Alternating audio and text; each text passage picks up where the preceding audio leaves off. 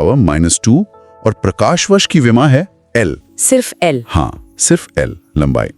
इससे साफ पता चलता है कि ये दूरी है, समय नहीं। मात्रक भले ही वर्ष जैसा लगे। अरे वाह, तो ये विमाएं सिर्फ पहचान ही नहीं बताती बल्कि समीकरण सही है या नहीं ये जांचने में भी मदद करती हैं।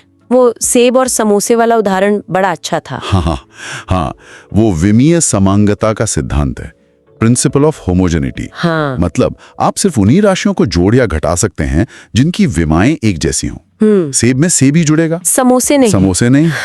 ये बहुत काम का है। इससे हम अलग अलग भौतिक राशियों में रिश्ता भी पता लगा सकते हैं, जैसे पेंडुलम का टाइम पीरियड उसकी लंबाई पर कैसे निर्भर करता है वगैरह। कमाल है। पर क्या इसकी भी कोई सीमाएं हैं? मतलब क्या ये हमेशा काम करता है? कोई कमी है इसमें?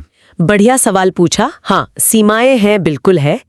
विमीय विश्लेषण हमें समीकरण में आने वाले जो नंबर होते हैं जैसे 12 या 2 पाई वो नहीं बता सकता। अच्छा, वो कांस्टेंट नहीं बताता। और अगर समीकरण में जोड़ घटाव हो रहा हो या फिर त्रिकोणमितीय फलन हो जैसे साइन, कॉज या लघुगणिकीय यानी लॉग वाले फलन हो तो वहां ये विधि पूरी तरह से काम नहीं कर पाती। इसकी लिमिटेशन है। अच्छा, तो ये भी ध्यान रखना होगा। चलिए अब उस चीज पर आते हैं जो असल में नापते समय होती है, यथार्थता, परिशुद्धता और वो सार्थक अंक। इनमें क्या फर्क है?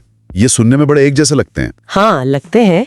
देखिए, यथार्थता यानी एक्यूरेसी का मतलब है कि आपका नाप असली मान के कितना करीब है।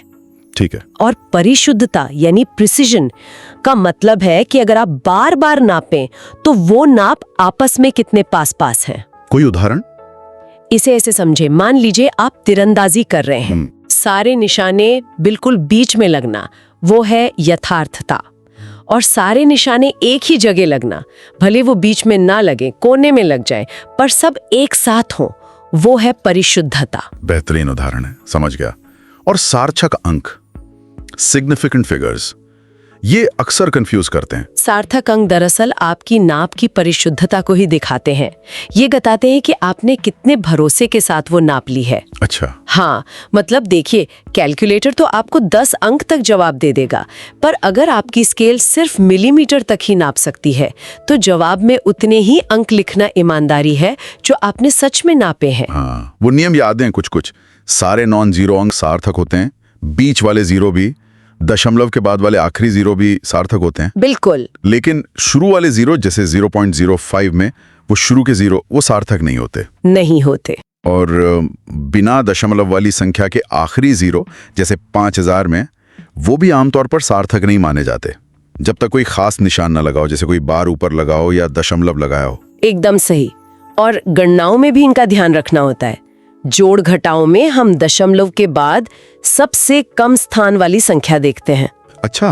और गुणा भाग में हम कुल सार्थक अंकों में सबसे कम वाली संख्या को देखते हैं। ये बस ये पक्का करने के लिए है कि हमारा जो अंतिम उत्तर है वो हमारी शुरुआती नाप से ज्यादा सटीक न दिखे, वो गलत होगा। समझ गया। तो कुल मिलाकर ये राशियां, मात्रक, विमाएं और सार्थक अंक सिर्फ किताबी बातें नहीं है। कतई नहीं, ये वैज्ञानिकों की आपसी भाषा है एक तरह से। ये खोजबीन के औजार हैं। ये हमें दुनिया को सलीके से, सटीकता से बयान करने और साथ ही उसकी सीमाओं को समझने में भी मदद करते हैं।